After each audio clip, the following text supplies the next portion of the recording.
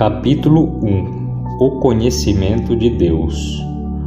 1. A sabedoria integral está no conhecimento de Deus e do homem.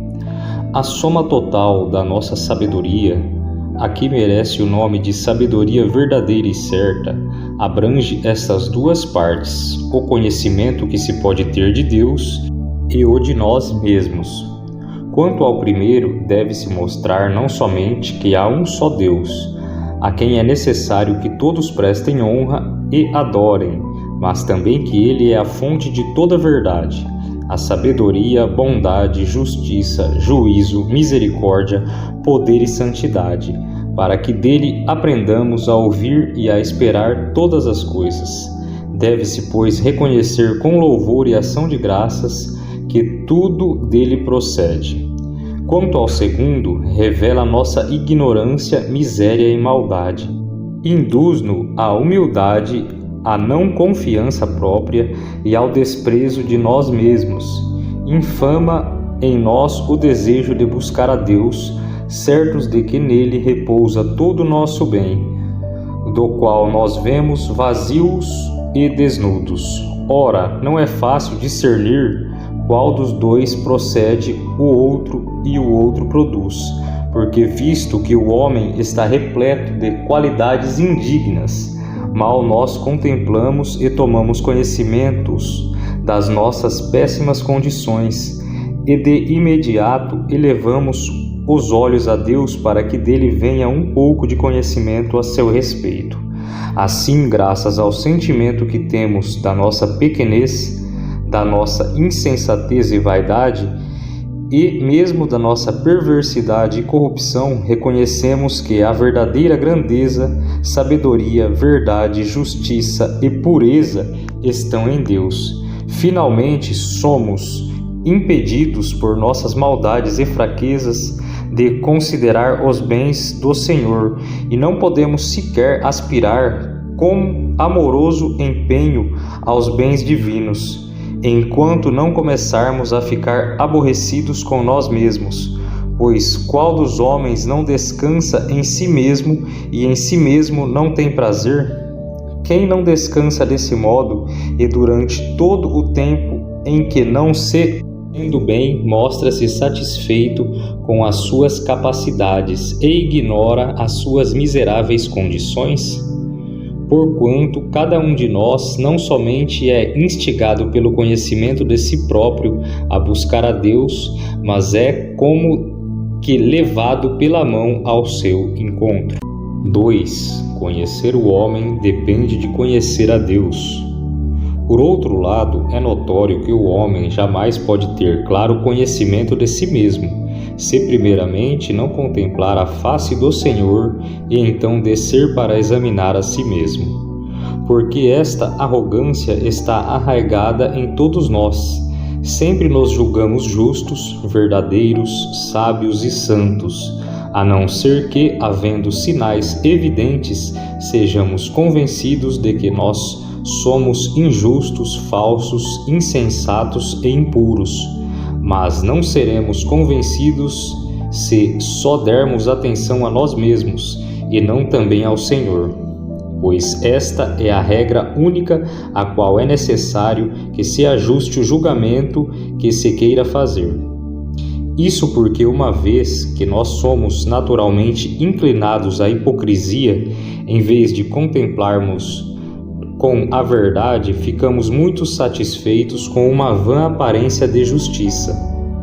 E tendo em vista que não há nada em nós que não seja gravemente contaminado por grosseira impureza, o que nos parece um pouco menos vil aceitamos como elevada pureza.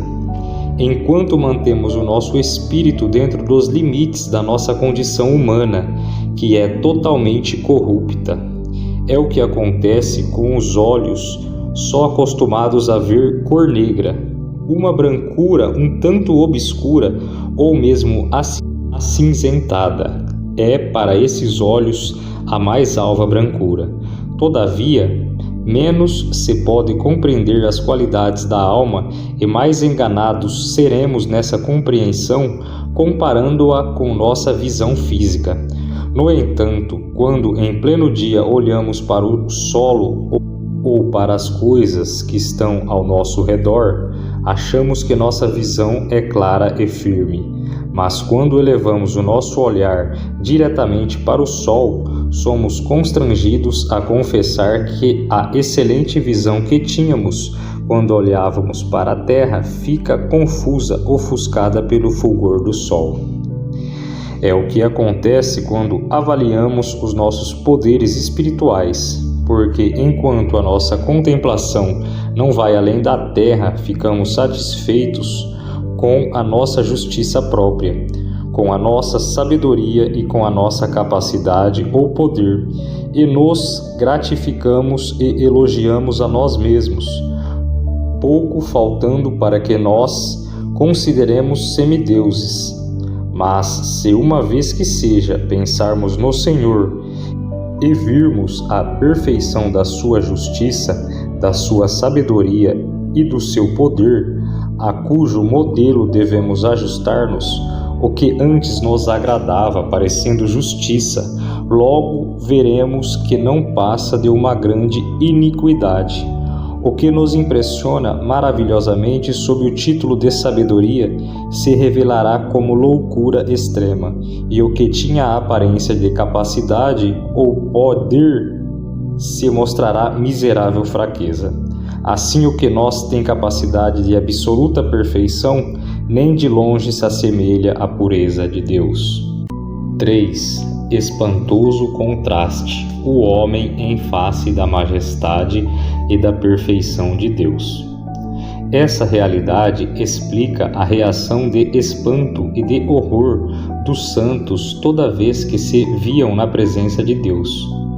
Porque vemos que, quando se sentiam firmes e seguros na ausência de Deus, ficavam cheios de temor e de tremor quando Deus lhe se manifestava a sua glória. Sentiam-se quase que tragados por um pavor mortal e quase reduzidos a nada. Daí se conclui que o homem não reconhece quão grande é a sua imperfeição, enquanto não se compara com a majestade de Deus. Dessa atitude de aterrorizado espanto há numerosos exemplos, tanto em Juízes como nos profetas, de tal maneira que a seguinte sentença veio a ser um dito comum no povo de Deus: certamente morreremos porque vimos a Deus. Assim também é a história de Jó, com a finalidade de humilhar os homens e levá-los a reconhecimento de sua loucura, da sua fraqueza e da sua corrupção, sempre apresentada como principal argumento a sua descrição da sabedoria, do poder e da pureza de Deus, e não sem motivo. Sim, pois vemos que Abraão reconheceu melhor que não passava pela terra e pó, depois que contemplou de perto a glória do Senhor, e que Elias não pôde comparecer com o rosto descoberto à sua presença, tal o temor que tinha de contemplá-lo. E o que poderia fazer o homem, que nada mais é que podridão e verme, quando até os querubins cobrem o rosto por temor e reverência? É isso que o profeta diz quando declara: a luz se envergonhará e o sol se confundirá quando o Senhor dos Exércitos reinar, isto é, quando ele mostrar mais de perto o seu esplendor. A maior luminosidade do mundo diante dele será escuridão. Contudo, seja como for a reação existente entre o conhecimento de Deus e o de nós mesmos, a boa norma requer que primeiro estudemos o conhecimento de Deus e depois desçamos ao estudo do conhecimento de nós mesmos. 4. Universalidade da ideia da existência de Deus e do sentimento religioso. Sabemos, sem nenhuma dúvida, que no espírito humano há, por inclinação natural, certo senso da divindade. Para que não nos refugiemos na alegação de ignorância, o Senhor nos dotou de certa percepção da sua majestade. Assim, tendo todos nós entendido que há um só Deus que é o seu Criador, serão condenados por seu próprio testemunho aqueles que não glorificarem e não dedicarem sua vida a fazer a sua vontade. Certo é que, se buscar entre os homens ignorância tal, que Deus seja absolutamente desconhecido, com toda a probabilidade, exemplos disso serão encontrados somente entre os povos mais rudes e mais distanciados das boas condições da civilidade e de humanidade. Ora, como os próprios pagãos confessam, não existe nação tão bárbara, nem povo tão selvagem que não tenha impressa no coração a existência de algum Deus. E por outro lado, aqueles que parecem não diferir quase nada dos animais irracionais, não obstante, sempre conservaram uma semente da religião. De tal modo, esta concepção universal arraigou-se em todos os espíritos e fixou em todos os corações. Portanto, visto que desde o princípio do mundo não há região, nem cidade, nem mesmo casa alguma que não tenha nada de religião. Nesse fato, nós temos uma confissão tácita de que há um senso da divindade gravado no coração de todos os seres humanos. Até a idolatria nos serve de grande argumento em favor dessa ideia, porque sabemos quanto o homem se tem humilhado contra si mesmo e em seu detrimento tem prestado honra às outras criaturas, pois lhe parece melhor cultuar a madeira e a pedra do que ter fama de que não tem nenhum Deus, o que mostra quão forte é o sentimento nele impresso da majestade divina, impressão de tal modo difícil de apagar do espírito humano, que seria mais fácil eliminar os seus afetos naturais. Como certamente estes são eliminados quando, da sua elevação e da sua presunção, o homem se rebaixa voluntariamente e se coloca debaixo das criaturas menos nobres da terra, a fim de prestar honra a Deus. Porque é emitir falsa opinião dizer, como alguns, que antigamente a religião foi inventada por uns poucos com o fim de manter modesto e dócil o povo simples, quando os que incitavam os outros a servir a Deus nem pensavam na existência de algum Deus. Bem sei que entre os pagãos houve homens astutos e engenhosos que forjaram muitas coisas de caráter religioso para impor medo aos simples e gerar escrúpulos. Sua finalidade era tê-los mais obedientes e mais dóceis ao comando. Mas essa ideia jamais lhe teria ocorrido se anteriormente já o espírito dos homens não estivesse firmemente resolvido a crer em Deus. Daí procede toda a inclinação dos homens para a fé religiosa. E não é preciso pensar que aqueles que, em nome da religião, enganavam as pessoas mais simples, estivessem inteiramente vazios e despidos da ideia de que Deus existe. Porque apesar de que na antiguidade houve alguns, e hoje em dia há muitos, que negam totalmente a existência de Deus, todavia, querendo ou não, por vezes sentem aquilo que gostariam de ignorar. 5. Desprezadores de Deus, consciência em conflito. Não se lê de nenhuma outra pessoa que tenha desprezado e ultrajado a Deus como maior arrogância e atrevimento do que o imperador romano Caio Calígula. Mas ninguém tremia mais miseravelmente que ele quando surgia algum sinal de manifestação da ira de Deus. Assim, para seu próprio pesar, ele tinha verdadeiro pavor de Deus, a quem ele queria de fato desprezar, e para isso se esforçava. Experiência como essa vemos com frequência suceder com todos os que tomam atitude semelhante à de Calígula. A realidade é que, quanto mais atrevido for o desprezador de Deus, mais tremerá de medo ao ruído de uma simples folha que cai. De onde provém esse temor? Certamente de Deus, que em sua majestade vinga-se atormentando quanto mais a consciência deles, quanto mais procuram fugir dela. todos eles procuram esconderijos para ocultar-se da presença de Deus e tentam apagá-la da memória, mas quer queiram, quer não escapam. E ainda que esse pavor pareça desvanecer-se por breve tempo, sempre volta, e com maior força, a tal ponto que a momentânea tranquilidade de consciência, acaso desfrutada por eles, não difere muito do sono dos bêbados e dos loucos, os quais, mesmo enquanto dormem, não descansam em paz. Sim, porque são constantemente perturbados por alucinações e sonhos assustadores. Logo, os próprios ímpios servem de exemplo de que algum conhecimento sobre Deus existe universalmente no coração dos homens. 6. O conhecimento de Deus nos ensina a viver. Já demonstramos que o conhecimento de Deus tem poder de plantar em nosso coração alguma semente de religião. Primeiro nos leva à reverência e ao temor de Deus. Depois ensina-nos a buscar o bem e a reconhecer que este procede de Deus. Pois como pode algum pensamento sobre Deus penetrar a nossa mente sem que de imediato julguemos, isto que somos suas criaturas, que por direito de criação devemos estar sujeitos e ser submissos ao seu domínio. A nossa vida deve ser dedicada ao serviço e todos os nossos propósitos e tudo o que dizemos e fazemos devem ser atribuídos a Ele?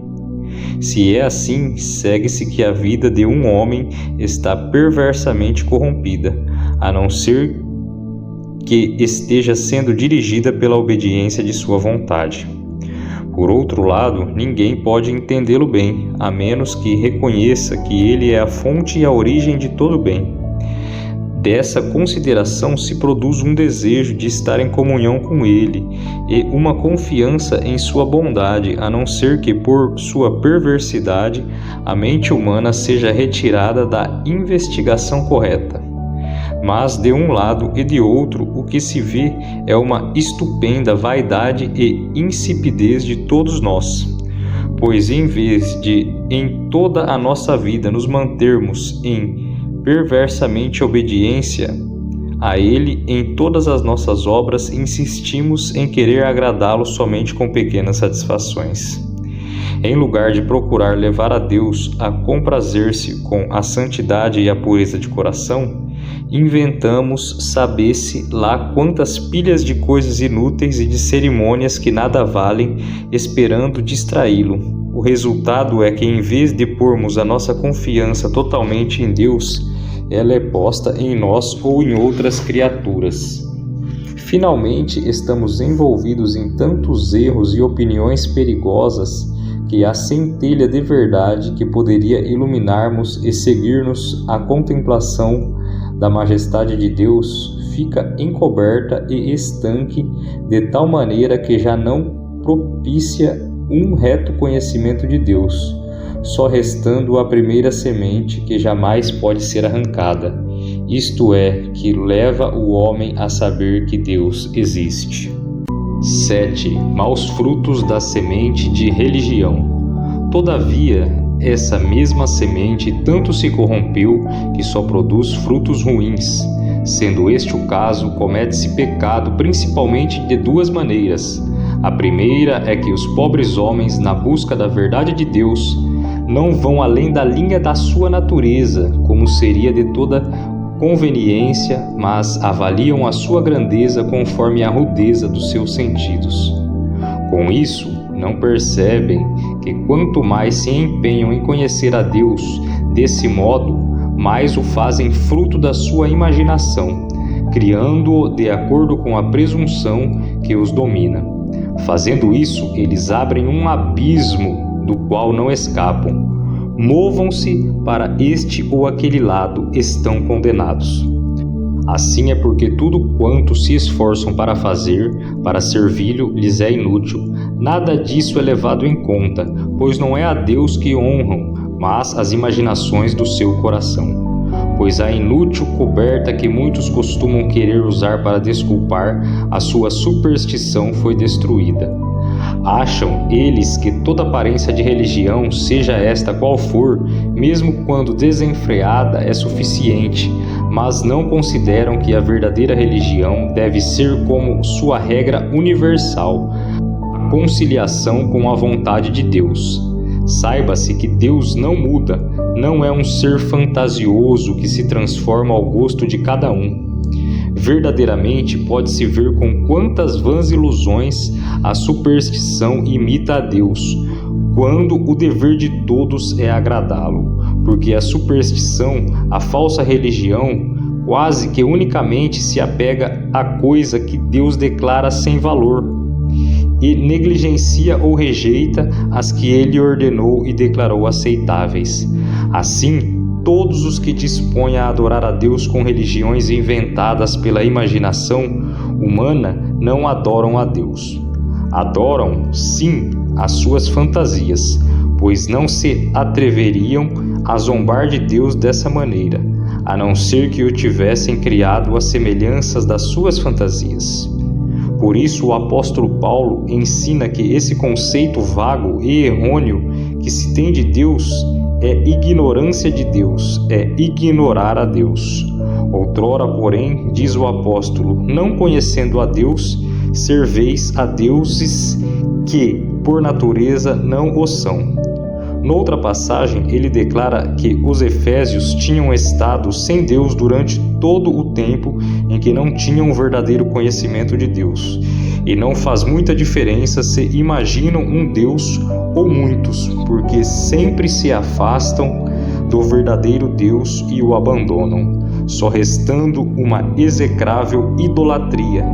Temos de concluir, pois, com Lactâncio, que não existe religião legítima se não estiver unida à verdade. O segundo erro cometido pelos homens é que se deixam levar à força contra a sua vontade a terem consideração por Deus, e não movidos por um temor decorrente à reverência à majestade divina. O que os move é somente o pavor causado pelo juízo de Deus, do qual tem grande horror, sabendo que dele não podem escapar. Contudo, de tal forma o temem que o detestam. Por isso, a respeito disse o poeta pagão Estácio: aplica-se bem à impiedade e unicamente a esta. Disse ele: o medo foi o primeiro produtor de deuses no mundo. Certo é que todos os que têm seu coração afastado da justiça de Deus gostariam imensamente que fosse destruído o seu tribunal, porque sabem que as transgressões que eles cometem são por eles punidas. Movidos por esse desejo, eles guerreiam contra Deus, que não pode deixar de lado a aplicação da justiça, reconhecendo, porém, que pende sobre eles o inevitável poder de Deus, do qual não podem esconder-se nem fugir. Temem, e assim, para não parecer que eles desprezam totalmente a majestade divina, procuram cumprir esta ou aquela forma aparente de religião. Todavia, enquanto isso, não param de contaminar-se com toda espécie de vícios e empilhar pecado e mais pecado, até violar inteiramente a santa lei do Senhor e dissipar toda a sua justiça. Nem ao menos se deixam conter por este falso temor, permanecendo em seus pecados e em sua vanglória, e dão rédeas soltas à sua intemperança carnal, em vez de se restringirem sob o governo do Espírito Santo. Mas, como tudo isso não passa de uma sombra vã de religião, que resumidamente o qual é o verdadeiro conhecimento de Deus, que somente ao coração dos fiéis ele instila, como também o amor pela piedade que acompanha esse conhecimento. 8. Bênçãos da fidelidade. Primeiramente, o coração fiel não inventa um Deus a seu gosto, mas põe a sua atenção no único Deus verdadeiro, e não lhe atribui o que lhe parece bom, mas se alegra com o que Deus lhe é revelado. Além disso, sempre se vigia diligentemente para não sair da sua vontade, por atrevida presunção. Tendo esse conhecimento, pelo qual entende que por sua providência Deus modera todas as coisas, o fiel confia nele, tendo-o como seu tutor e protetor, e, portanto, coloca-se sob sua guarda, sabendo que ele é o autor de todo o bem. Se o aflige alguma necessidade, corre logo em busca do seu socorro, e tendo invocado o seu nome, espera a ajuda que dele vem. Visto que está persuadido da bondade e da benignidade de Deus, ele se sente seguro e descansa em sua clemência. Não tem a menor dúvida de que será sempre remédio pronto para todas as suas misérias, graças à sua misericórdia.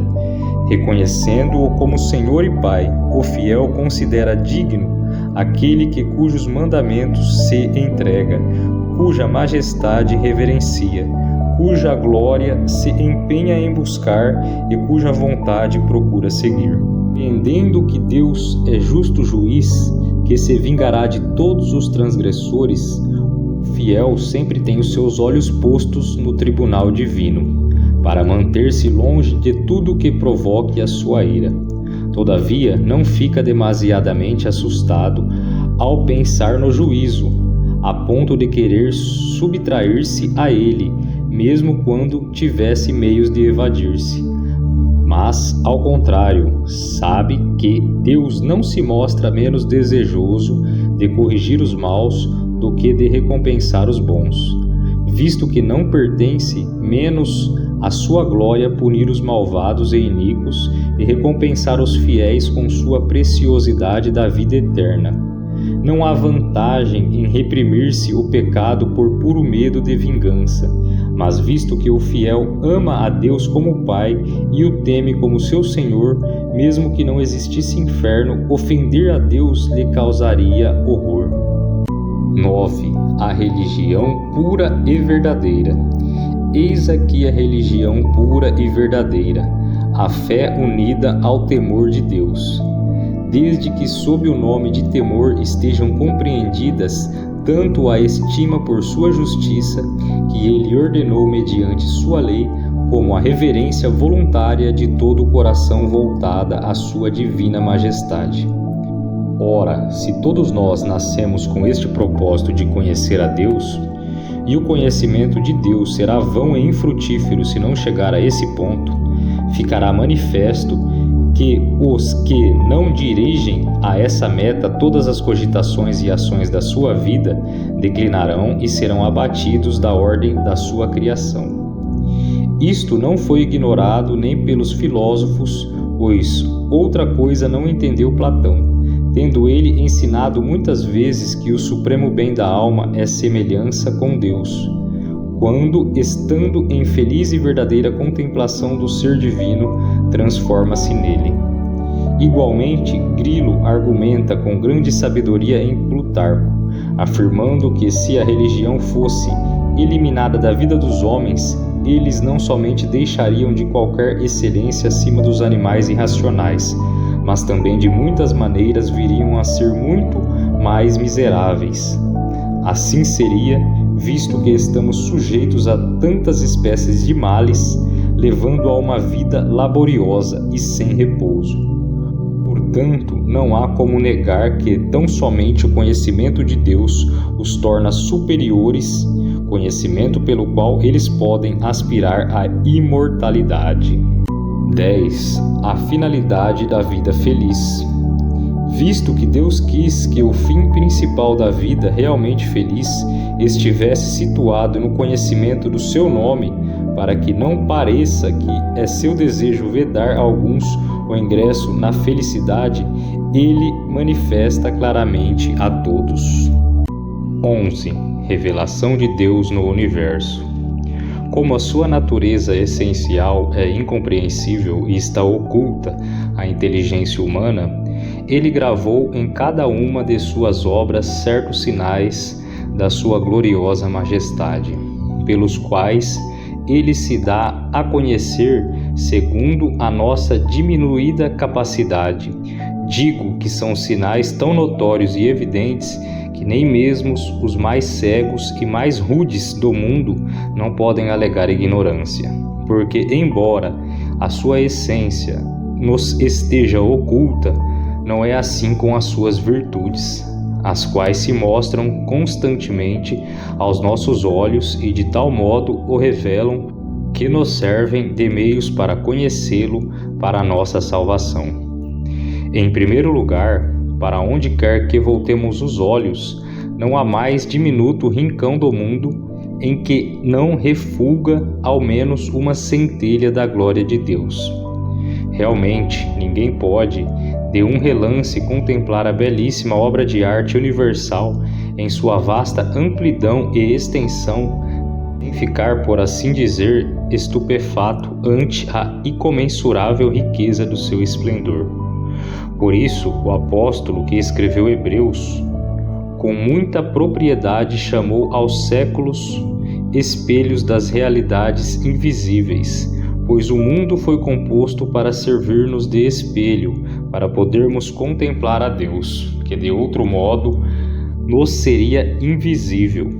Pela mesma razão, o profeta atribuiu às criaturas chamadas corpos celestes uma linguagem que se faz conhecida a todas as nações, porquanto há nelas um testemunho tão evidente da divindade que não pode ser ignorado nem mesmo pelos mais rudes e mais atrasados.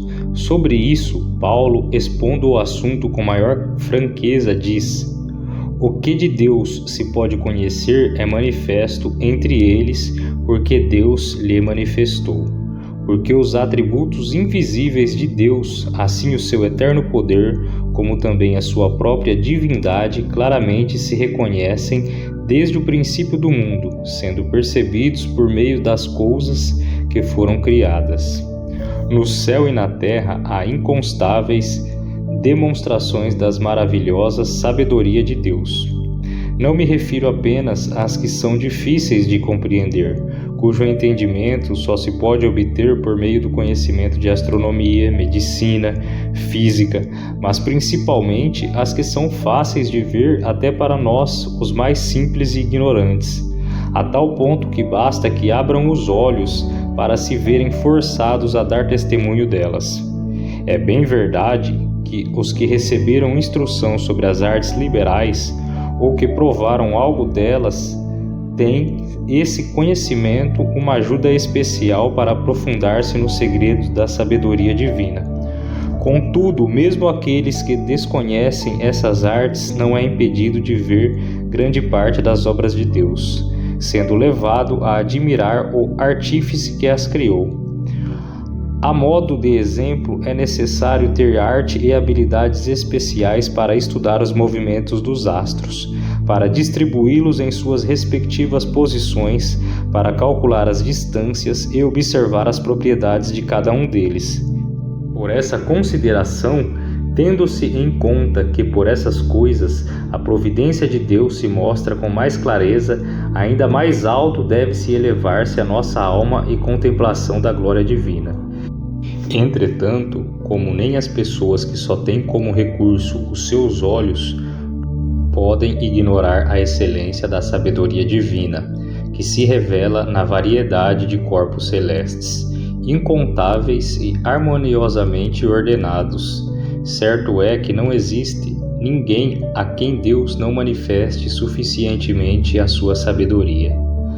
Paralelamente, estudar com aplicação que nesse empenho Galeno demonstra a constituição do corpo humano, em que se notam inter-relação, proporção, beleza e funções, leva à conclusão que essa obra só pode ter sido realizada com grande habilidade e sabedoria. E como todos em geral reconhecem, o corpo humano tem uma constituição tão engenhosa que dá ao seu artífice o merecimento da nossa maior admiração. Quantos exemplos mais serão necessários para levar os homens à consideração do poder de Deus? Pois de outro modo não se pode agir, senão é que ignoramos o grande poder de Deus, que sustenta a imensa grandeza do céu e da terra unicamente por sua palavra. capaz de a seu comando fazer tremer o céu, com os seus trovões acender a seu bel prazer os raios, inflamar os ares com os seus relâmpagos e inundar o mundo com diferentes tipos de tempestade, e subitamente, quando lhe aparecer bem, restabelecer a bonança e a tranquilidade. Igualmente pode manter o mar de tal modo suspenso que não possa causar dano à terra, como também pela altura de suas ondas ameaçá-la, destruí-la, mantendo-se numa terrível agitação pela grande impetuosidade dos ventos, e de repente pode apaziguar as suas vagas e serená-lo. Este seu poder deve levar-nos a considerá-lo necessariamente eterno, tendo seu princípio em si mesmo, de quem todas as coisas têm a sua origem. Além disso, se for procurada a causa de induzi-lo a criar os princípios de todas as coisas, e agora move a conservá-las, não a encontrará senão em sua bondade, a qual, mesmo não havendo outro motivo, deverá ser mais que suficiente para atrair o nosso amor. Sim, pois, como nos ensina o profeta, não há nenhuma criatura sobre a qual Deus não tenha derramado a sua misericórdia. 12. O poder de Deus manifesto em sua justiça. Semelhantemente, na segunda classe das obras de Deus, a saber, as que são realizadas fora do curso comum da natureza, elas mostram sinais manifestos do seu poder. Quanto ao governo exercido sobre o gênero humano, ele administra de tal maneira a sua providência que, embora para com todos se mostre geralmente benigno e generoso, de mil maneiras, todavia, o seu governo demonstra diariamente a sua justiça para com os bons e para com os maus, o seu severo juízo. Os castigos por ele impostos aos maus, na vindicação da sua justiça, não ficam escondidos nem são desconhecidos, mas também, sem nenhuma dívida, ele age como protetor e defensor da inocência, dando prosperidade à vida dos bons por sua bênção, socorrendo-os em sua necessidade, suavizando as suas dores e em tudo cuidando do seu bem-estar. O fato de permitir Deus que os ímpios e os malfeitores vivam por algum tempo na impunidade e que os bons e os inocentes sofram muita adversidade, até sejam oprimidos pela iniquidade dos maus, não deve obscurecer o caráter perpétuo das normas da justiça. Ao contrário, outra deve ser a nossa maneira de pensar. É que quando ele manifesta claramente a sua ira contra algum pecado, é necessário reconhecer que todos os pecados lhe são detestáveis. E quando ele deixa sem castigo muitos pecados, é preciso entender que outro juízo haverá, para cuja sentença eles estão reservados. Igualmente, quantos motivos ele nos dá para considerarmos a sua misericórdia quando não deixa de tratar miseráveis pecadores com clemência? E porque, para vencer a obstinação deles com sua clemência, mais que paternal, e com suas bênçãos. 13. Manifestação do poder e da sabedoria de Deus. O poder e a sabedoria de Deus também não estão ocultos. O poder se revela claramente quando, tantas vezes, a crueldade dos ímpios, considerada fortaleza inexpugnável pelo critério humano, num momento é arrasada e reduzida a pó. Sua arrogância é subjugada, todas as suas munições são destruídas, suas armas feitas em pedaços, suas forças dissipadas e seus empreendimentos são postos abaixo. Caindo em confusão por sua própria impetuosidade maligna, sua audácia que os leva até os céus é abatida até as profundezas da terra. Já por outro lado, os desprezados são levados do pó, os pobres são retirados do lixo, os oprimidos e os aflitos sofredores são libertos de sua extrema angústia, os desesperados é devolvida a esperança, os que são poucos e não dispõem de armas enfrentam vitoriosos os inimigos numerosos e bem armados. os fracos vencem os fortes. A sabedoria de Deus se manifesta na administração oportuna e adequada de cada coisa, na confusão em que se põe toda a sabedoria terrena, surpreendendo-os astutos em suas artimanhas e no governo do mundo, dispondo na menor ordem todas as coisas. Vemos, pois, que não há necessidade de recorrer a longas e curiosas demonstrações, nem de se juntar testemunhos numerosos para mostrar e comprovar a majestade de Deus, porque, embora sejam poucas as provas que mencionamos, são tão notórias e evidências que, para onde quer que nos voltemos, elas podem ser observadas com os olhos e indicadas com os dedos. 14. O coração acima da razão. É preciso observar nesta altura que somos convidados a buscar um conhecimento de Deus que não se confunde com o conhecimento que gira em torno de vãs especulações, mas sim o conhecimento que é proveitoso e frutífero, desde que bem aprendido, porque Deus se manifesta por suas obras poderosas. Quando sentimos a sua força em nos recebermos os seus benefícios, devemos impressionar-nos mais com esse conhecimento do que com o que resulta de castelos no ar, de um Deus imaginário sem nada de Deus em nosso coração e em nossa experiência. Daí deduzimos que não há melhor meio de buscar a Deus, que não há processo mais eficaz para isso do que contemplá-lo em suas obras.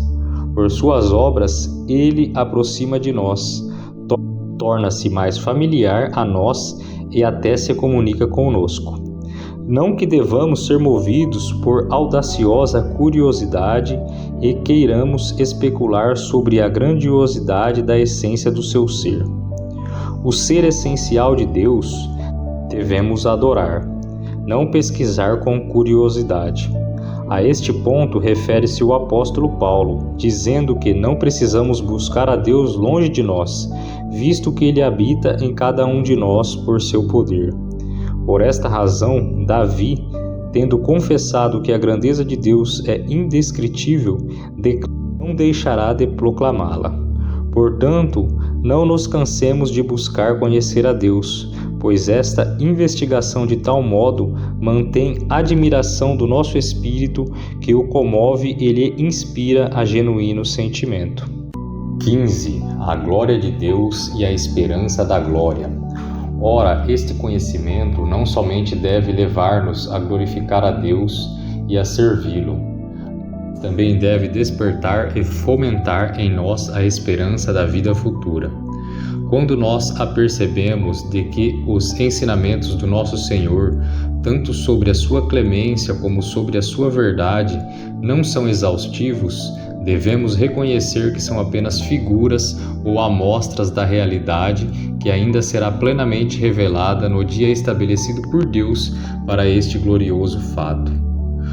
Por outro lado, quando vemos os bons e os inocentes carregados de aflições, atormentados por injúrias, oprimidos por calúnias, maltratados por ultrajes e humilhações, e ao contrário vemos os maus florescerem e prosperarem, gozando de tranquilidade e honras humanas, sem nenhum pesar, só podemos pensar na existência de uma outra vida, na qual a iniquidade tenha seu justo castigo e o explorador seja entregue à justiça.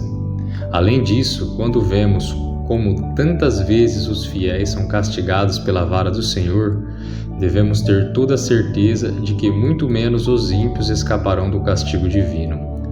Cabe-nos confessar, pois, que em cada obra de Deus em particular, e principalmente no conjunto de todas elas, as operações do seu poder estão representadas como em tela de pintor, pelas quais toda a humanidade é convidada a tomar posse desse conhecimento, e por ele para o gozo da suprema felicidade. E por mais claramente se manifestem as operações do poder de Deus, muitas vezes só chegamos a entender para onde elas tendem qual a sua importância e a que fim se destinam, até que, descendo para dentro de nós mesmos, consideramos as maneiras pelas quais Deus manifesta em nós a sua vida, a sua sabedoria e o seu poder, e exerce em nós o seu favor e a sua justiça, a sua bondade e a sua clemência. 16. A luz de Deus e a cegueira dos homens. Todavia, apesar da claríssima luz sob a qual as obras de Deus são expostas, a contemplação, representando o seu ser e a sua realeza imperecível, tão preso à carne está o nosso espírito que não conseguimos ver esses testemunhos tão nitidamente manifestos. Sim, pois quanto à composição do universo, quantos elevam os olhos aos céus? E dos que percorrem muitas regiões da terra, quantos se lembram do Criador? Não se põe antes a contemplar as criaturas esquecidos do Criador? Quanto às coisas que sucedem no curso comum da vida diária, não são muitos os que imaginam que são guiados pela roda do destino cego, que os faz girar e agitar-se para cá e para lá, em vez de atribuírem à providência de Deus o bom governo do mundo. E se alguma vez somos constrangidos por estas coisas a pensar em Deus, o que acontece necessariamente com todos os seres humanos, logo depois de conceber uma débil noção de uma divindade duvidosa, recaímos na loucura da nossa carne e com nossa vaidade corrompemos a pura verdade de Deus. É bem verdade que nisso nós somos diferentes uns dos outros. Cada um inventa seus erros particulares. Nisto, porém, somos parecidos. Todos nós desviamos do único Deus verdadeiro, nos deixamos dominar por nossas enganosas imaginações. Este mal não afeta somente os elementos do povo simples e inculto, mas atinge também os que noutras áreas se mostram excelentes e instruídos. Quanta insensatez, quanta tolice tem mostrado a imensa linhagem dos filósofos.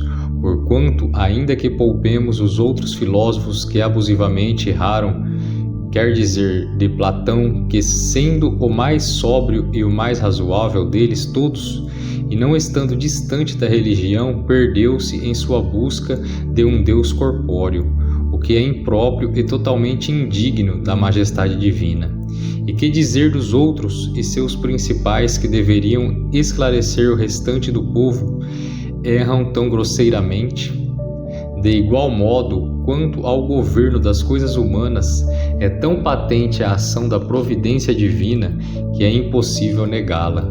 Mas isso não dá proveito maior do que acreditar que todas as coisas são deixadas em desordem e temerariamente dirigidas pelo destino cego. A tal ponto chega a nossa propensão para a vaidade e para o erro.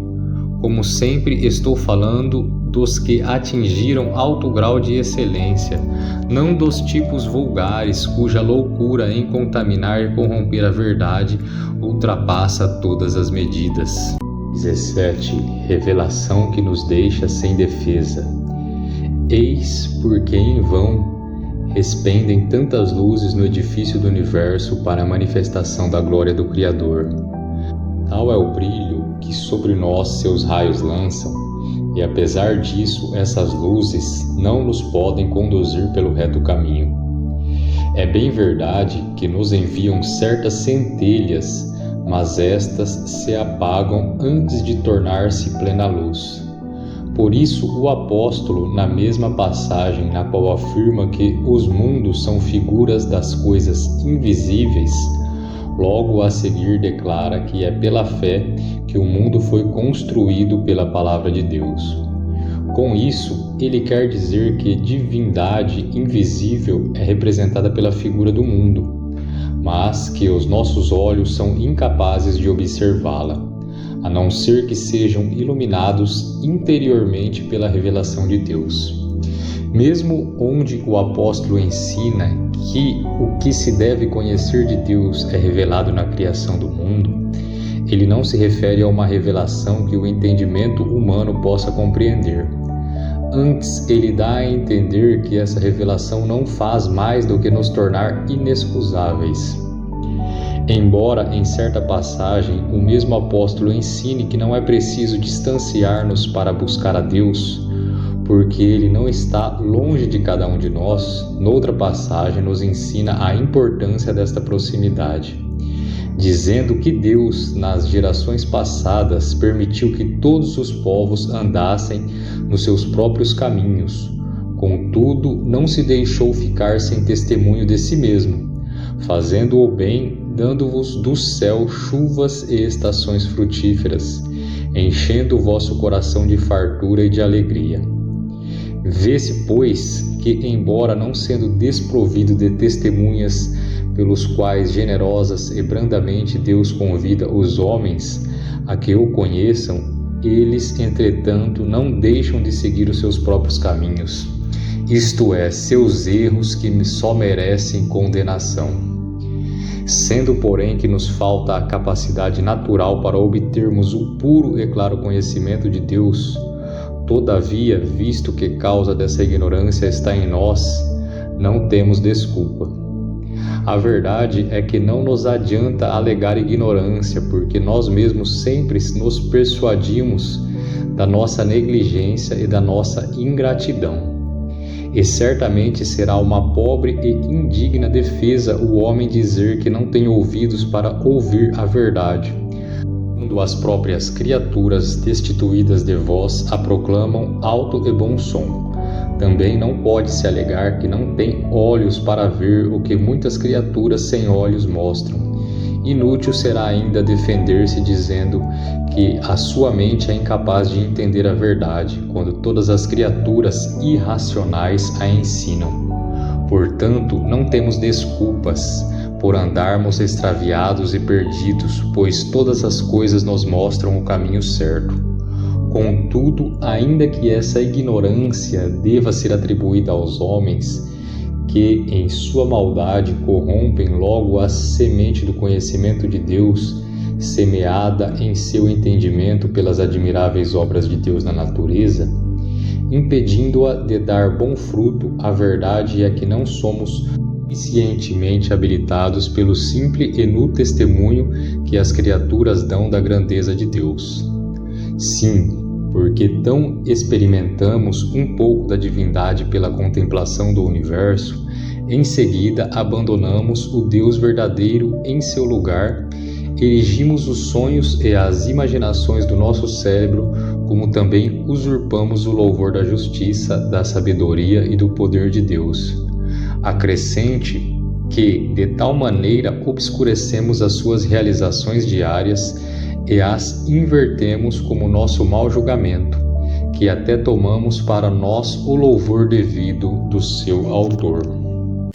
18. Dádiva de um recurso melhor. Portanto, como o Senhor expõe a todos, sem exceção, a clara percepção da sua majestade, figurada em suas criaturas para despojar a impiedade dos homens de toda defesa, assim também, por outro lado, ele socorre com um remédio mais eficaz à ignorância daquele aos quais ele tem prazer em dar-se a conhecer para a salvação. Porque para instruí-los ele não se restringe ao uso de criaturas mudas, mas abre os seus lábios sagrados e não somente lhes declara que é necessário adorar algum Deus, mas também mostra que ele é o Deus que é necessário adorar, e não se limita a lhes ensinar que é preciso reconhecer um só Deus, mas além disso apresenta-se como aquele a quem unicamente deve apegar-se. E de fato o Senhor desde o princípio tem observado esta ordem na vocação dos seus servos. Além dos ensinamentos dados pelos meios já mencionados, ele faz uso da sua palavra, que é um meio de indicação mais seguro e mais acessível para conhecê-lo. Desta maneira, Adão, Noé, Abraão e outros patriarcas puderam conhecê-lo, iluminados que foram por sua palavra, seja que esta lhe tenha sido comunicada por comunicações diretas e visões, seja que tenha sido revelada primeiramente a seus antecessores e deles recebida. A palavra lhes foi dada pela sua pregação, como que passando de mão em mão. E foi assim que eles foram participantes da palavra divina e tiveram o firme entendimento de que ela procedia de Deus. Disso o Senhor deu certeza quando lhe aprouve revelar-se por meio dela. Ele se manifestou então a poucos, deu-lhes o sinal manifesto da sua presença e lhes confiou o tesouro da sua sã doutrina para que fossem os seus dispenseiros e ministradores com vistas à posteridade. Vemos assim que Abraão comunicou à sua família a aliança da vida eterna que lhe fora dada. Com sofrimento e dor ela foi conservada até as gerações futuras. Por isso, desde aquele tempo, a linhagem de Abraão se mantém separada das outras nações por esta diferença. Por uma singular graça de Deus foi-lhe dada esta comunhão na palavra. Pois bem, quando pareceu bem ao Senhor edificar uma igreja mais segregada ainda, ele publicou mais solenemente aquela mesma palavra, e foi da sua vontade que ela fosse redigida como documento escrito. Por isso, desde quando os oráculos ou as revelações da palavra de Deus começaram a ser reduzidas às Escrituras, ela tem sido mantida entre os fiéis e tem sido transmitida entre eles, uns aos outros, e com vista aos seus sucessores, Deus supriu o seu povo de uma providência muito especial. Porque se considerarmos como entendimento humano tende a esquecer-se de Deus, que facilidade se deixa arrastar pelo erro, como se dispõe com levianidade a sonhar o tempo todo com novas religiões e imitações. Podemos reconhecer facilmente quão necessário foi que a doutrina celestial fosse fixada por escrito. Sim, porque com esse recurso não há perigo de esquecimento ou desaparecimento, destruída pelo erro ou ser corrompida pela audácia dos homens. Fica, pois, manifesto que Deus se serve da sua palavra em benefício daqueles que ele já deseja instruir para a frutificação, estando claro que a sua imagem e semelhança impressa no edifício do universo não é suficiente, portanto é necessário que sigamos este caminho, se de coração aspirarmos à genuína contemplação da sua verdade. É necessário, repito, retornar sempre à palavra, na qual Deus é revelado e retratado ao vivo por suas obras, sendo elas, porém, avaliadas não segundo a perversidade do nosso julgamento, mas segundo a regra da verdade eterna. Se nos desviarmos dessa palavra, seja qual for o rumo que tomemos, jamais chegaremos ao nosso alvo, pois estaremos correndo fora do caminho. Devemos considerar a luz de Deus pela qual o apóstolo Paulo se refere como inacessível, como um labirinto onde nos perderemos a não ser que sejamos conduzidos pelo fio da palavra. Tal é a situação que é muito melhor ir mancando por este caminho do que correr bem por fora dele. 19. O ensino da palavra. Por algo é que Davi, depois de declamar, descrevendo como a glória de Deus é proclamada pelos céus, como as obras de suas mãos são anunciadas pelo firmamento, e como pela sucessão bem ordenada do dia e da noite a sua majestade é manifestada, passa a ele a celebração da palavra de Deus. A lei do Senhor é perfeita, diz ele, e restaura a alma. O testemunho do Senhor é fiel e dá sabedoria aos simples. Os preceitos do Senhor são retos e alegram o coração. O mandamento do Senhor é puro e ilumina os olhos, o que significa o seguinte: a doutrina ministrada pelas obras criadas por Deus é universal. Dirige-se a todos, ao passo que a instrução dada pela palavra é a escola particular dos filhos de Deus. Ora, quando está claro que a palavra que se propõe é de Deus, ninguém será tão atrevido, a não ser que seja totalmente desprovido de bom senso e de sentimento de humanidade que ouse descrer dela e rejeitá-la. Mas, como não é todo o dia que vêm novas comunicações do céu, e só temos a Escritura na qual Deus quis gravar a sua verdade para ser perpetuamente lembrada, é preciso verificar ainda que resumidamente a razão pela qual ela tem autoridade para os fiéis, que a recebem como se estivessem ouvindo a voz do próprio Deus. Este assunto deve ser tratado mais amplamente e estudado com esmero e empenho. Contudo, os leitores me perdoarão se, para não prejudicar o objetivo deste livro, eu lhe dedicar menor extensão do que a requerida pela grandeza deste tema. 20. A autoridade da Escritura não se subordina ao interesse da Igreja.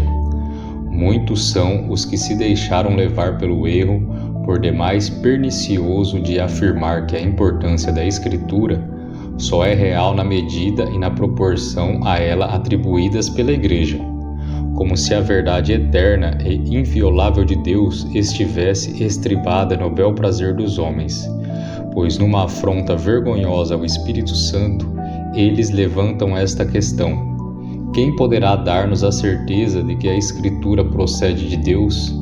Quem nos poderá garantir que ela foi preservada em sua inteireza até o nosso tempo? Quem nos vai persuadir de que um livro deve ser aceito e obedecido, enquanto o outro deve ser rejeitado? Não é à Igreja que cabe impor regras a todas estas coisas.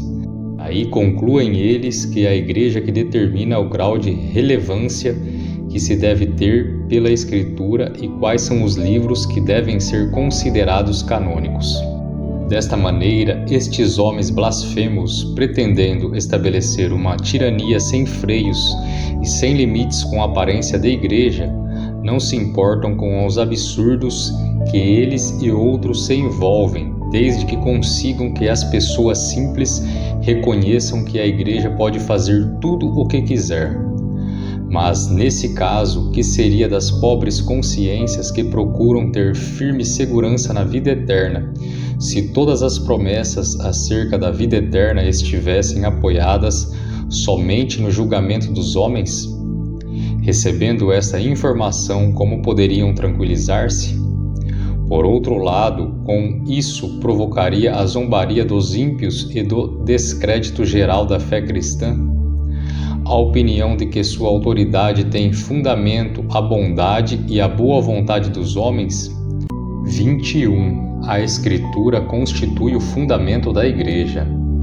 Basta, porém, uma só palavra do apóstolo Paulo para fazer calar esses falsos mestres.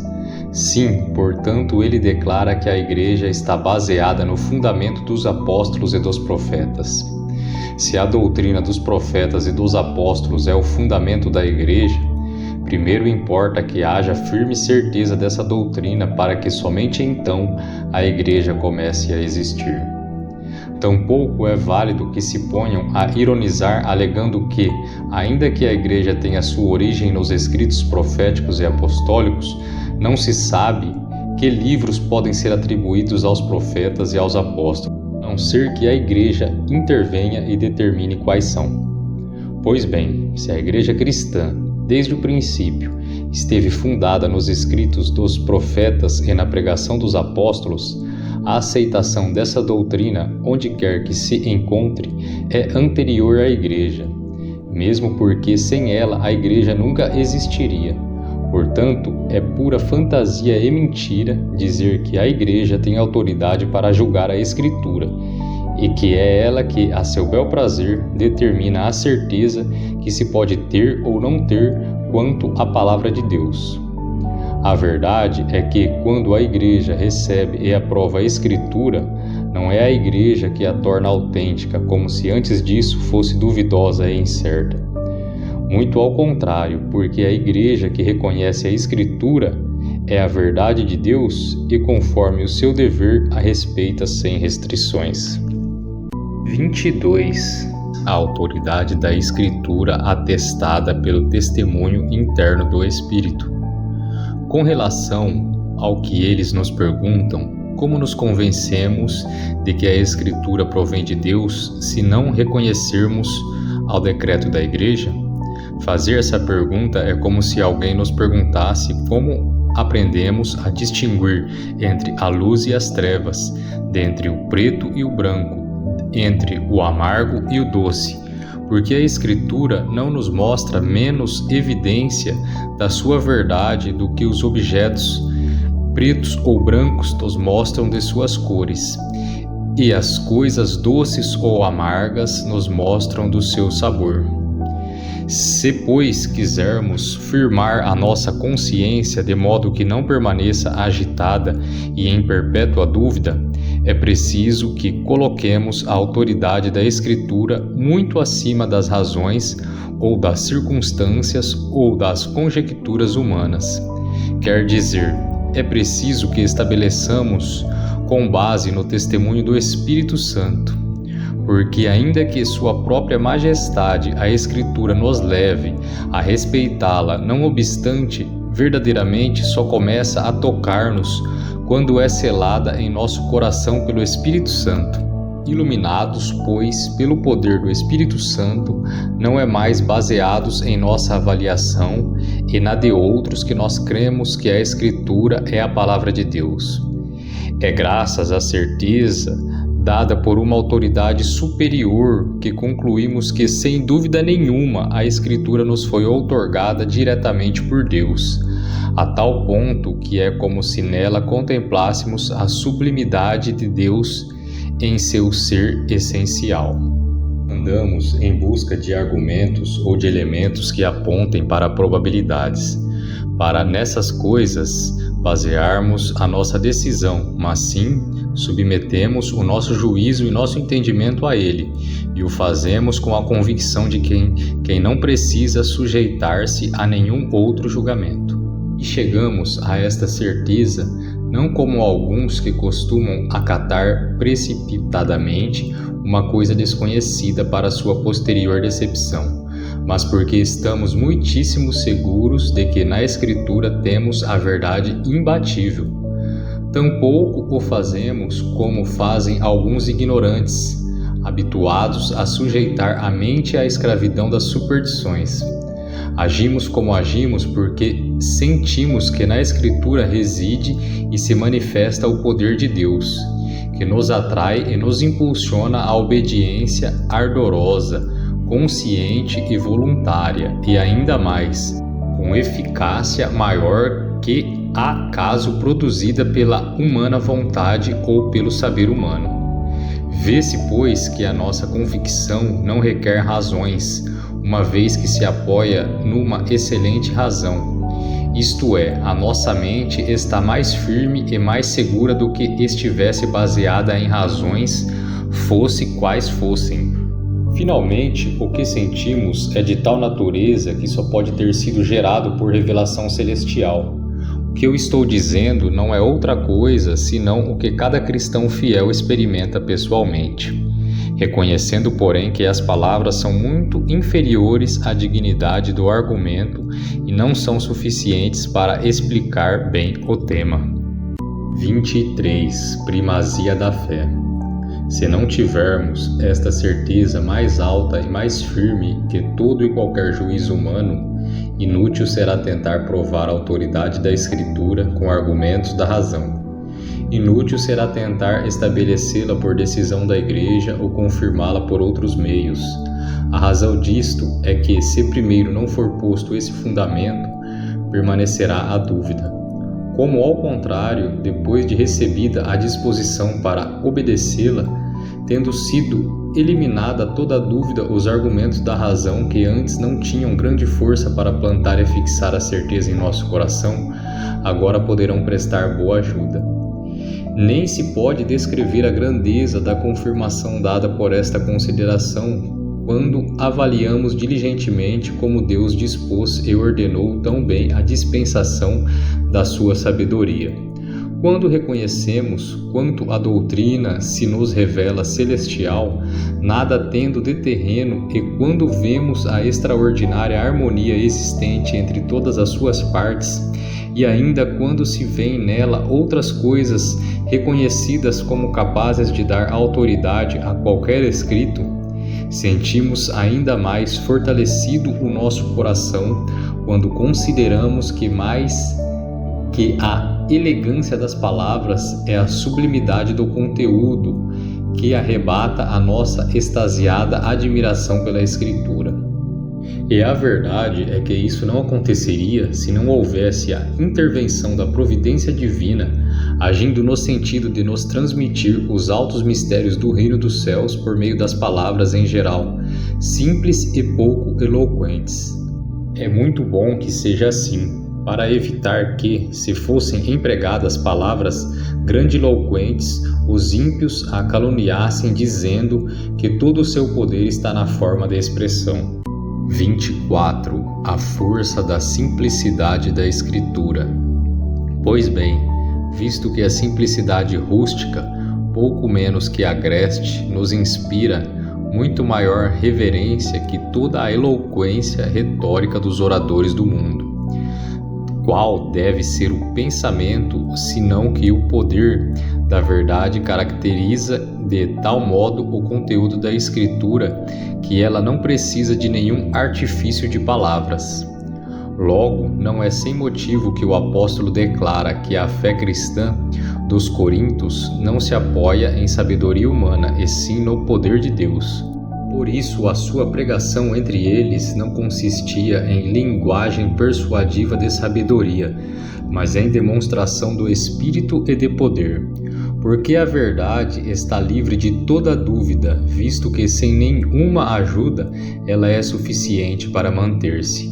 Pois bem, quanto essa virtude é própria da Escritura, transparece do fato de que todos os escritos humanos, não há nenhum que, por mais que esteja ornado de requintes de engenho de arte, tenha o poder que a Escritura tem em comover-nos. Admito que a leitura de Demócritos ou Cícero, de Platão ou de Aristóteles, ou de qualquer outro da classe deles, nos atrai maravilhosamente, nos deleita e nos comove ao ponto de nos arrebatar. Mas quando deles nos transferimos para a leitura das Escrituras Sagradas, queiramos ou não, elas nos despertam tão vividamente, penetram de tal modo o nosso coração e de tal maneira se fixam em nossa medula que toda a força dos retóricos ou filósofos se evapora, em comparação com a eficácia das Escrituras no sentimento que nos infundem. Daí se infere que é fácil perceber que as Escrituras Sagradas têm por certa propriedade divina, pela qual nos inspira de longe a essa qualidade, supera todas as virtudes da criatividade humana. 25. A importância relativa da autoridade da Igreja. Por outro lado, o comum acordo da Igreja não é destituído de importância. Não é preciso considerar como nulo de qualquer valor o fato de que depois de tantos séculos desde que foram publicadas as Escrituras, tenha havido permanente acordo no sentido de obedecê-las. E por mais que o diabo tenha se esforçado de muitas maneiras para oprimi-las ou derrubá-las, ou até mesmo apagá-las totalmente da memória dos homens, elas sempre se mantêm inexpugnáveis e vitoriosas, como a palmeira da ilustração.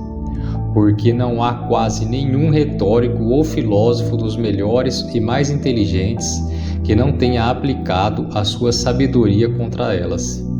Todavia, todos eles nada conseguiram.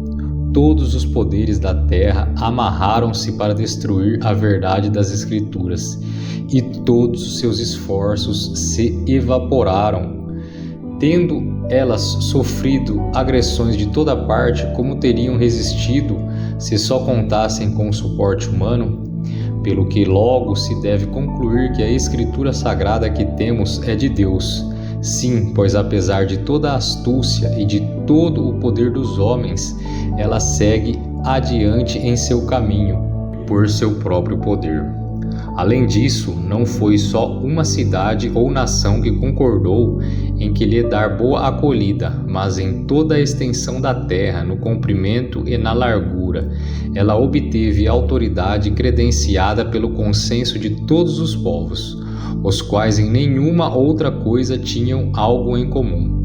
Ora, deveríamos ficar emocionados diante desse consenso de nações tão diferentes e que nas outras coisas discordam entre si, nos seus costumes e no seu modo de viver. É evidente que o poder de Deus foi necessário para que houvesse esse acordo. Contudo, essas considerações terão maior peso ainda quando levarmos em conta a piedade e o santo viver dos que concordam em acatar as Escrituras. Não digo isso de todos, mas daqueles que o Senhor constituiu luzeiros da sua igreja, a emparzirem a luz do seu santo viver. 26. O testemunho dos mártires. Ademais, com que segurança devemos receber esta doutrina, selada e testificada que foi pelo sangue de tantos fiéis, depois de a terem recebido, não tiveram dificuldade em morrer por ela corajosamente e até com alegria. E nós, a quem a Escritura foi dada com tal garantia e confirmação, como não acolheremos com a mais firme e inabalável convicção? Não é fraca a aprovação da Escritura a que foi assinada com o sangue de tantas testemunhas, principalmente se considerarmos que eles não sofreram a morte por terem dado testemunho de fé de maneira furiosa e frenética, como às vezes acontece com fanáticos que se sobrecarregam de erros transformando em argumentos. Os mártires aos quais me refiro morreram por terem zelo de Deus, zelo ao mesmo tempo equilibrado, firme e constante. Existem muitos outros motivos, e não fracos, pelos quais a majestade e a dignidade da Escritura não somente podem ser comprovados no coração dos cristãos fiéis, mas também podem defendê-la vigorosamente contra a astúcia maligna dos caluniadores. Entretanto, esses motivos não são suficientes para fundamentar bem a sua certeza enquanto não acontecer que o Pai Celestial, fazendo resplandecer a sua divindade, os livre de toda dúvida e contestação. Então eles lhe prestarão firme reverência. Assim é que, finalmente, a Escritura nos dará um satisfatório conhecimento de Deus para a nossa salvação. Quando essa certeza tiver o suporte dado pela persuasão interna operada pelo Espírito Santo, os testemunhos humanos que servem para confirmá-la não serão, portanto, inúteis quando seguem o testemunho principal e soberano. Subservientes a esse testemunho superior, eles serão meios auxiliares e secundários para suprir as nossas deficiências pessoais. 27. Indevida exaltação do Espírito em detrimento da palavra. Tenha-se em conta, porém, que aqueles que, menosprezando a Escritura, imaginam sabemos lá que caminho para chegar a Deus, não devem ser considerados apenas como pessoas equivocadas, mas sim como pessoas enlouquecidas. Desse tipo de gente surgiram alguns que têm a pretensão de que seguem a doutrina do Espírito Santo, desprezam toda a leitura e zombam da simplicidade daqueles que ainda seguem a letra que, além de morta, mata, como eles dizem. Mas eu gostaria que eles dissessem que espírito é esse, cuja inspiração os leva a tais alturas que os leva a uma atitude de atrevimento, chegando eles a menosprezar todo o ensino da Escritura, criticando-a como pueril e pior que vulgar. Se responderem que é o Espírito de Cristo, direi que a segurança deles é por demais ridícula. Digo isso porque suponho que eles considerarão que os apóstolos e os demais cristãos da igreja primitiva foram inspirados ou iluminados justamente pelo Espírito de Cristo. Pois bem, nenhum deles aprendeu com o Espírito de Cristo a menosprezar a palavra de Deus, mas, ao contrário, foram por ele induzidos à atitude de grande reverência por ela, como disto dão claro testemunho os seus escritos. Gostaria que aqueles fanáticos respondessem também a esta pergunta: Receberam eles outro espírito, diferente do que o Senhor prometeu aos seus discípulos? Mesmo que tenham chegado a um alto grau de insanidade, não acredito que a loucura seja tão frenética que os leve à ousadia de gabar-se de algo desse tipo. Pois bem, quando o Senhor prometeu o Espírito, como este seria, o Senhor mesmo explica que o Espírito não falaria diretamente, mas sugeriria à mente dos apóstolos o que por sua palavra ele, Jesus Cristo, lhes tinha ensinado. Vê-se, pois, que não é função do Espírito Santo, prometido por Jesus Cristo, imaginar novas revelações, até então desconhecidas, nem forjar nova classe de doutrina, levando-nos a afastar-nos da doutrina do Evangelho que já tínhamos recebido. O que sim cabe ao Espírito Santo fazer é selar e confirmar em nosso coração a doutrina que o Evangelho nos ensina. 28. A Escritura constitui o critério para habilitar-nos a discernir o Espírito. Se quisermos obter algum fruto ou algum proveito do Espírito de Deus, devemos dedicar-nos diligentemente a ouvir e ler as Escrituras. Se, porém, alguém que despreza a sabedoria da Palavra de Deus ensinar-nos outra doutrina, temos todo o direito de suspeitar que essa outra doutrina não passa de vaidade e mentira. E não será de estranhar, porque o próprio Satanás se transfigura em anjo de luz. E então que autoridade terá o Espírito entre nós, se não o pudermos discernir por meio de um sinal inconfundível? E verdadeiramente o sinal nos é demonstrado com muita clareza pela voz do Senhor. Mas esses infelizes, em sua confusão, buscam voluntariamente o erro, quando buscam o Espírito por eles mesmos e não por ele. Mas eles alegam que seria um grande absurdo o Espírito de Deus, a quem todas as coisas devem estar sujeitas, ficar subordinado à Escritura, como se também fosse uma vergonha para o Espírito Santo ser ele sempre e em toda parte igual a si mesmo, perpetuamente constante, sem variar em nenhum aspecto. Certamente, se o reduzirmos ao ponto de enquadrá-lo em regras humanas, ou angélicas ou outras, então se poderia dizer que ele teria sido rebaixado e reduzido à servidão. Comparado, porém, consigo mesmo e considerado em si mesmo, quem poderá dizer que com isso o estamos ofendendo? Mas eles dizem que o Espírito é examinado dessa maneira. Confesso que sim. Trata-se, porém, de um exame por meio do qual ele quer que a sua majestade seja estabelecida entre nós, revelando-se ele a nós. Isto deveríamos considerar suficiente. Entretanto, para que seu nome, o Espírito de Satanás, não tenha acesso, ele quer que o reconheçamos em sua imagem, que ele imprimiu nas Escrituras. Ele é o seu autor, e não pode variar nem ser diferente de si mesmo, portanto deve permanecer sempre como por elas se deu a conhecer. Isso não o desonra, a não ser que pensemos que lhe seria honroso desfazer-se a sua dignidade pessoal.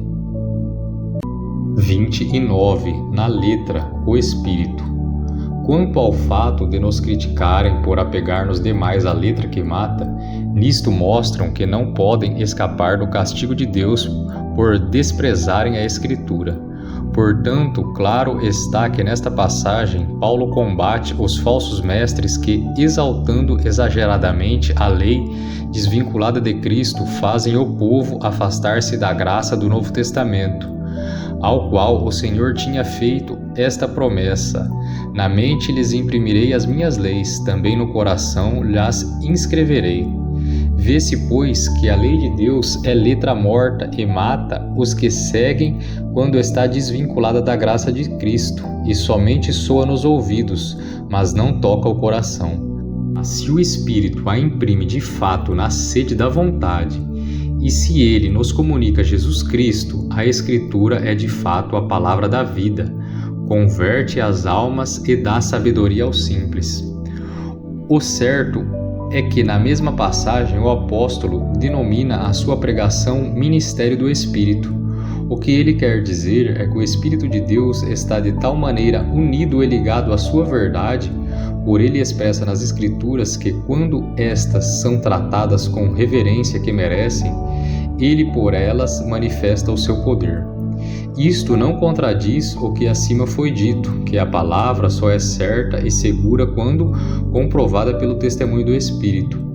Isso porque o Senhor juntou, como por um elo mútuo, a certeza do Espírito e de sua palavra, para que a recebamos com o espírito de obediência ao vermos reluzir nela o Espírito, que se mostra como tal claridade que até nos leva a contemplar a face de Deus. É por outro lado, para que também, sem medo de engano ou erro, recebamos o Espírito de Deus, reconhecendo-o em sua imagem, isto é, em sua palavra. E certamente assim é.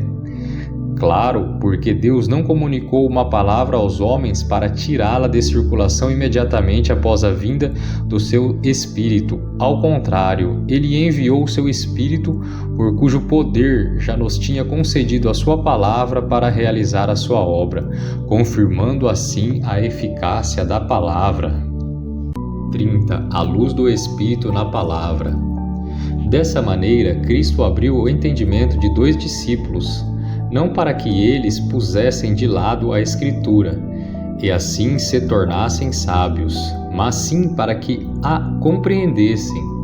De igual modo, Paulo, exortando os Tessalonicenses, rogando-lhes que não extinguissem o Espírito, não os leva a passear pelos ares em vãs especulações alheias à palavra, mas logo acrescenta que não devem menosprezar as profecias.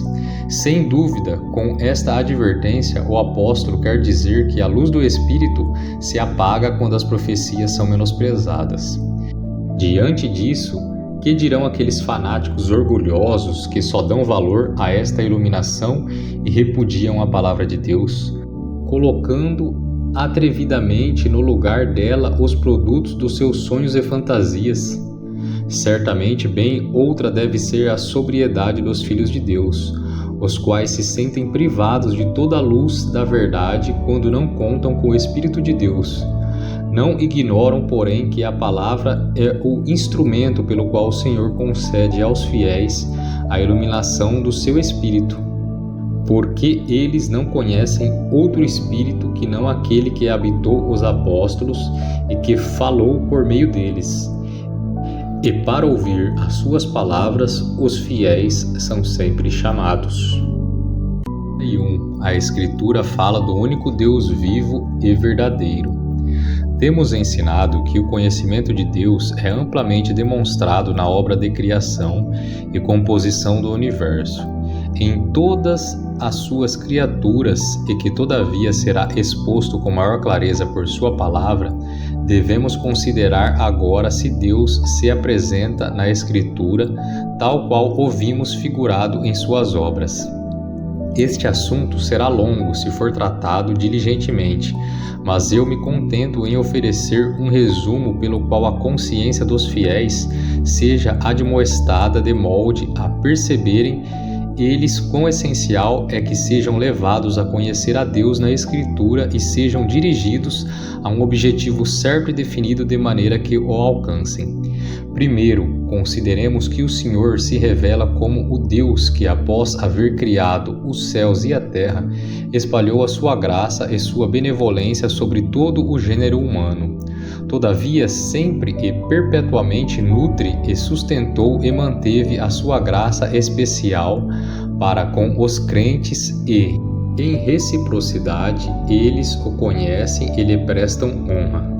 Igualmente, ele põe diante dos olhos deles, como digamos, numa pintura, qual é a constância de sua bondade entre os fiéis, com que cuidado providencial ele vela por eles, quão inclinado se mostra a eles fazer o bem, qual o poder do seu socorro, quão ardentemente os ama, como é grande a sua paciência pela qual suporta as faltas deles, que paternal clemência demonstra quando os castiga, e que perene segurança lhes dá de suas promessas.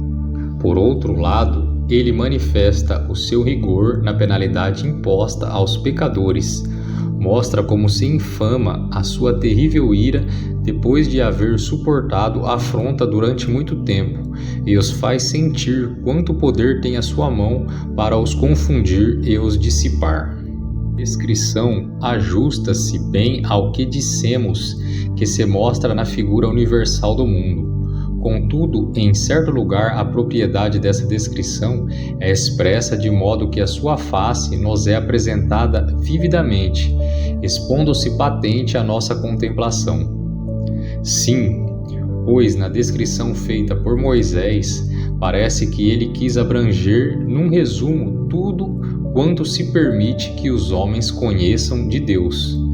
Diz ele: Senhor, Senhor, Deus compassivo, clemente e longâmino, e que grande em misericórdia e fidelidade, que guarda a misericórdia em 1000 gerações, que perdoa a iniquidade, a transgressão e o pecado, ainda que não inocenta o culpado, e visita a iniquidade dos pais nos filhos e nos filhos dos filhos, até a 3ª e 4ª geração.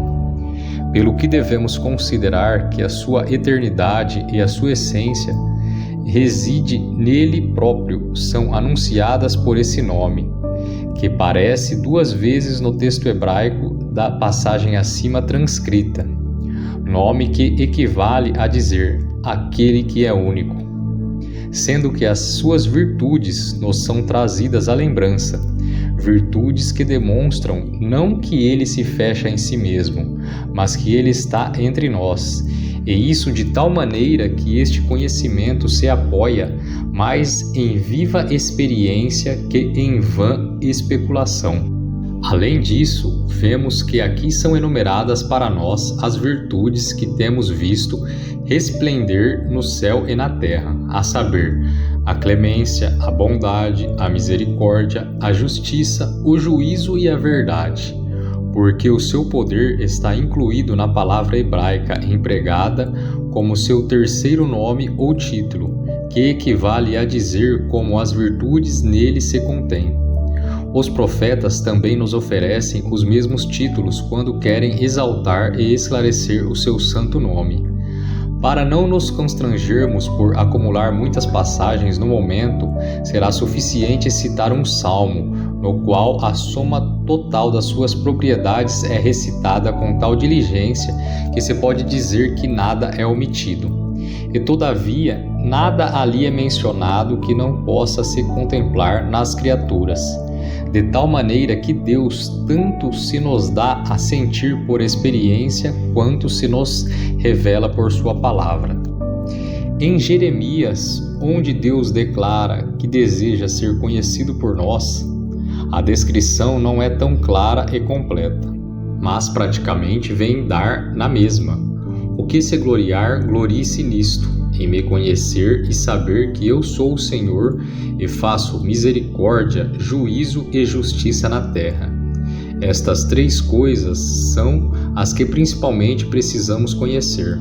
Sua misericórdia, na qual se firma a salvação de todos nós, o juízo de Deus que diariamente ele exerce sobre os maus e que ainda mais rigorosamente lhes está reservado como castigo eterno, e sua justiça, pela qual os seus fiéis são por ele preservados e tratados com benignidade. Compreendidas estas 3 coisas, o que o profeta dá testemunho de que temos abundantes motivos para gloriar-nos em Deus. Contudo, assim procedendo, não são omitidos o seu poder, a sua verdade, a sua santidade e a sua bondade. Sim, porque como se poderia ter real entendimento da sua justiça, da sua misericórdia e do seu juízo por ele exercido, requisito indispensável se esse conhecimento não se estivesse fundamentado em sua verdade imutável? E como se poderia crer que ele governa a terra com justiça e juízo, sem o reconhecimento do seu poder? De onde procede a sua misericórdia, senão da sua bondade?